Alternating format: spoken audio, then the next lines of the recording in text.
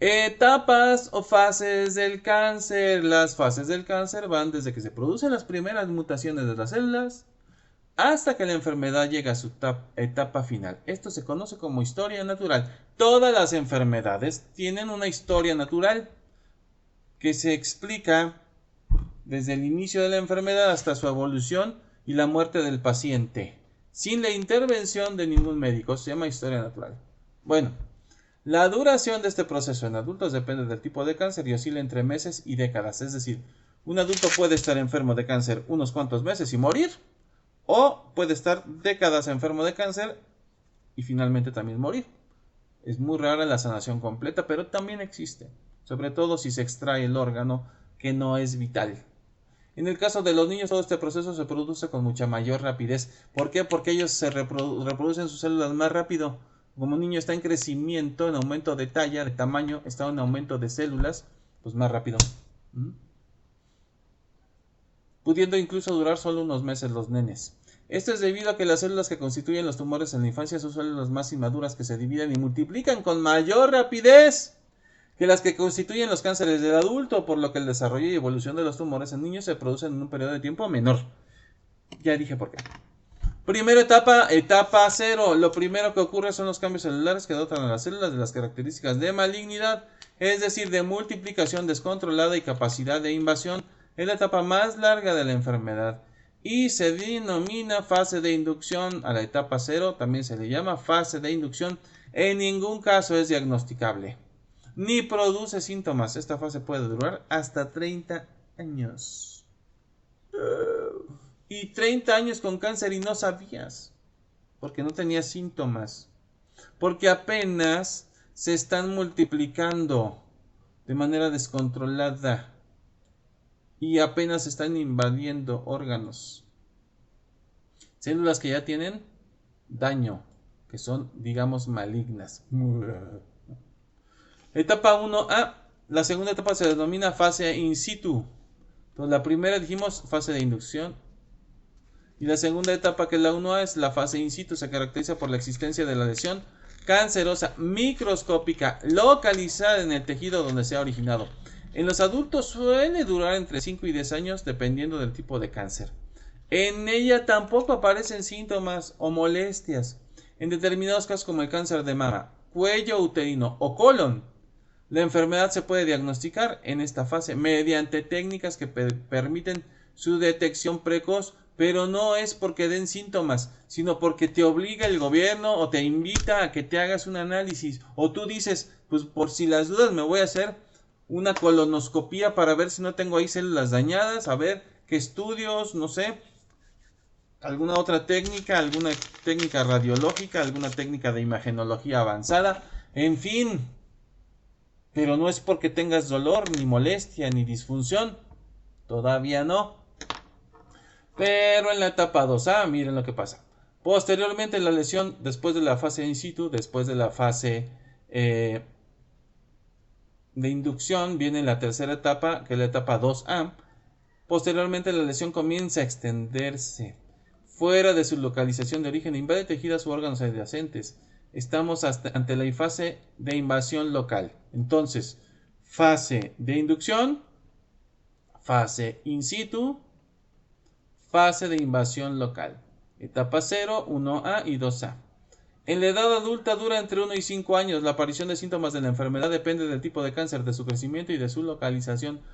Todavía no hay, en algunos casos, en muchos casos, no hay síntomas, la gente no sabe que tiene cáncer ya muy avanzado de la etapa 2A. Siguiente etapa, metástasis. Por último, dentro de la enfermedad se disemina fuera de su lugar de origen, apareciendo lesiones tumorales a distancias denominadas metástasis. Es la etapa de invasión a distancia. La sintomatología que presenta el paciente suele ser compleja. Depende del tipo de tumor, de la localización y la extensión de las metástasis. Puede confundir a médicos inexpertos que no sepan por qué está la bolita ahí arriba en la piel y esa bolita a lo mejor se originó en un órgano interno por metástasis, porque el paciente, aún con la metástasis, no tienen síntomas en muchos casos.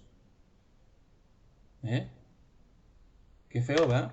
Enfermedad silenciosa y mortal. Etapa 4, fase terminal. En esta fase se caracteriza por la existencia de enfermedad oncológica avanzada, progresiva e irreversible, o sea, incurable. También se conoce como cáncer terminal. No responde a los tratamientos empleados habitualmente. Se acompaña de múltiples síntomas, aquí sí, que provocan gran malestar, dolores tremendos, disfunciones, vómitos, náuseas, mareos, espasmos, etcétera, en el enfermo, disminuyendo su calidad de vida y la de la familia. Es un tiempo de intenso dolor, pero también de trascendental importancia. Si el enfermo y la familia se han preparado, este tiempo facilita el reencuentro con uno mismo y con los seres queridos y con Dios, que es irreversible. El área de la medicina que se ocupa de la atención a los pacientes en esta fase de la enfermedad son los cuidados paliativos o medicina paliativa, es decir, no te va a curar, pero te va a quitar el dolor. El uso de morfina, por ejemplo, es un cuidado paliativo. El uso de sustancias como metoclopramida intravenosa es para evitar la náusea y el vómito tremendo que sufren estos pacientes. El uso de calmantes psicotrópicos, por ejemplo, para evitar las depresiones y cosas así, porque estos enfermitos ya van hacia la muerte. Desgraciadamente muchos de los cánceres dan síntomas aquí, en la etapa 4, ya cuando es irreversible.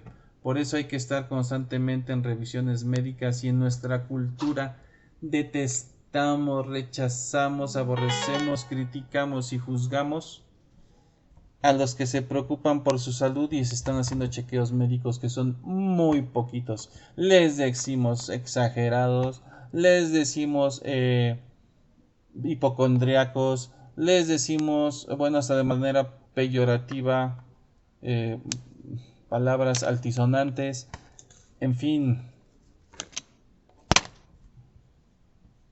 preocupones. Para nosotros, para la gran mayoría de muchos de nosotros, los médicos nada más, no sé, no lo quiero ni mencionar. Pero aquí está. México es uno de los primeros países en varios tipos de cáncer. Cervicuterino, de mama, de próstata, de esófago, por cantidad enorme de sustancias irritantes que tomamos. Y no tenemos, y no resistimos, y no queremos, y por necedad, porque nadie sabe eso, o sea, actuamos como si supiéramos mucho, no sabemos nada. El promedio de educación en México es de tercero de primaria, en la población en general. Hay un científico por cada 10 millones de habitantes, por cada 100,000 habitantes. Con eso no se puede hacer nada. Quise que el resto de la población está en reggaetolandia, en corridos norteños, en vanidades y demás, y juzgan al personal médico de manera terrible, y son verdaderamente ignorantes. Entonces no se pueden atender a tiempo. Igual para todas las demás enfermedades. Parte de lo que estamos viviendo terrible, siendo México uno de los principales países donde la pandemia ha pegado más duro, epidemiológicamente hablando, es por esta necedad absurda de, aún siendo tan ignorantes, resistirnos a los informes científicos. Es increíble. Y conocido muchas personas que lamentablemente ya murieron por esas necedades. En fin.